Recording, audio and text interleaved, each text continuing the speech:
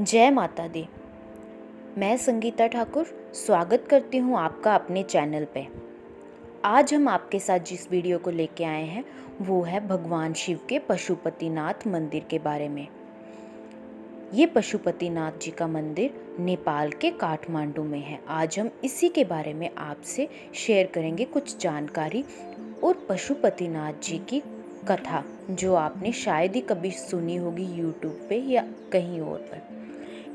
ये कथा भी अंत में हम आपके साथ शेयर करेंगे। विश्व में पशुपतिनाथ जी के सिर्फ 2 ही मंदिर हैं, एक नेपाल के काठमांडू में और एक भारत के मानसर में। पशुपतिनाथ जी का अर्थ होता है समस्त जीव के मालिक। भगवान शिव के पशुपतिनाथ अवतार को मानव अवतार भी माना जाता है और पशु अवतार के रूप में भी मानते हैं। पौराणिक मान्यता के अनुसार जो भी पशुपति भगवान जी के दर्शन कर लेता है उस व्यक्ति को कभी भी पशु योनि प्राप्त नहीं होती, अर्थात वो पशु के रूप में कभी भी जन्म नहीं लेते। नेपाल के पशुपतिनाथ मंदिर में भगवान शिव की चतुर्मुखी शिवलिंग है जो पारस के समान है, जो लोहे को भी सोना बना सकता है। विज्ञान जगत भी इसको कभी समझ नहीं पाया, वो भी इस शिवलिंग के सामने अपनी हार मान चुके हैं। माना जाता है जो भी लोग यहाँ पर दर्शन करने जाते हैं वो प्रत्यक्ष भगवान शिव के दर्शन की अनुभूति पाते हैं। नेपाल के पशुपतिनाथ मंदिर के कोई भी चित्र और छाया चित्र कहीं पर उपलब्ध नहीं है। वहाँ के शिवलिंग के कोई भी चित्र नहीं है। जो भी हम चित्र या छाया चित्र देखते हैं वो भारत के मानसर मंदिर के हैं, जो भारत में पशुपति का मंदिर है। नेपाल के पशुपति मंदिर का जो है लाभ वहाँ पर प्रत्यक्ष दर्शन कर ही उठाया जा सकता है। उसके चित्र और छाया चित्र कहीं पर उपलब्ध नहीं है, ना ही उनको लेने की अनुमति है। पौराणिक मान्यता के अनुसार नेपाल के पशुपतिनाथ मंदिर की शिवलिंग 4 वेदों से भी पहले की है और ये 4 वेदों के सिद्धांत है। इन्हीं से 4 वेदों की रचना की प्रेरणा मिली है। भगवान शिव के 12 ज्योतिर्लिंगों में से केदारनाथ का आधा भाग नेपाल के पशुपति मंदिर को माना जाता है। यहाँ के मंदिर की एक और मान्यता है, यहाँ पर हम कहीं से भी लाकर जल नहीं चढ़ा सकते, ना ही बाहर से ना ही वहाँ से कोई जल हम अंदर ले जा सकते हैं। जहाँ पर जो जल चढ़ता है वो आर्य घाट का होता है और ये आर्य घाट वहीं पर पशुपति मंदिर के बाहर है। पौराणिक समय से ही केवल आर्य घाट का जल ही अंदर शिवलिंग पर चढ़ाया जाता है।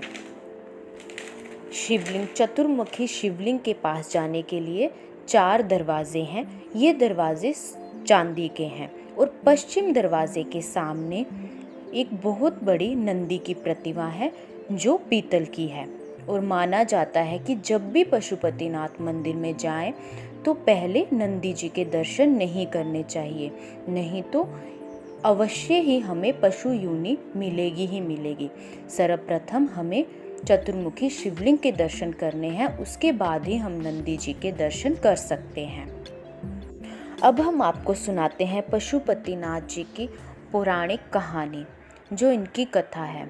अगर आप सच्चे दिल से भगवान शिव को प्रणाम करके ये कथा सुनते हैं तो आपको इसका फल अवश्य मिलता है। इस कथा के सुनने मात्र का ही बहुत महत्व है। मान्यता है कि जब कुरुक्षेत्र का युद्ध समाप्त हुआ तब पांडवों को अपने मन में बहुत ज़्यादा जो है दुख हुआ, पछतावा हुआ कि उन्होंने अपने ही सगे संबंधियों का वध किया इस युद्ध में, जिसे गोत्रवध भी कहा जाता है। उससे बहुत दुखी हुए और इस दोष से मुक्त होने के लिए वो भगवान शिव के शरण में गए, लेकिन भगवान शिव उनको इस अपराध से इतनी आसानी से क्षमा नहीं करना चाहते थे। ये तो भगवान शिव की लीला थी, पर भगवान शिव उनसे बचने के लिए, ताकि वो उन तक ना पहुंच पाए, नंदी का रूप धारण कर लिया और नंदी का एक पशु का रूप धारण करके भगवान शिव कैलाश पर्वत से चले गए। सबको पांडवों ने देख लिया और पांडव भी उनके पीछे पीछे ही उनके दर्शन के लिए चले गए। पांडव उनकी खोज में निकल गए। पौराणिक मान्यता के अनुसार भगवान शिव उसी रूप में नेपाल के पशुपति मंदिर जहाँ पर स्थित है वहाँ पर धरती में चले गए। और जब भगवान शिव वहाँ से निकले तो भगवान शिव के अंगों के अलग अलग हिस्से अलग अलग जगह पर गिरे थे।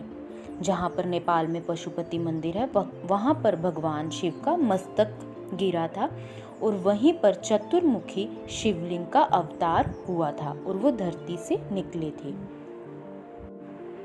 मान्यता है कि केदारनाथ में उनका गोबर गिरा था और उनके आगे के जो 2 पैर थे वो तुंग महादेव में गिरे थे, जो केदारनाथ के रास्ते में ही आता है।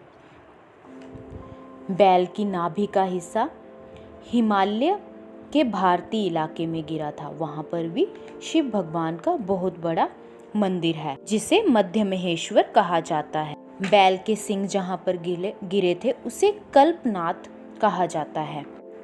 इस तरह से पशुपति भगवान जी का अवतार हुआ और पशुपति मंदिर का भी निर्माण हुआ।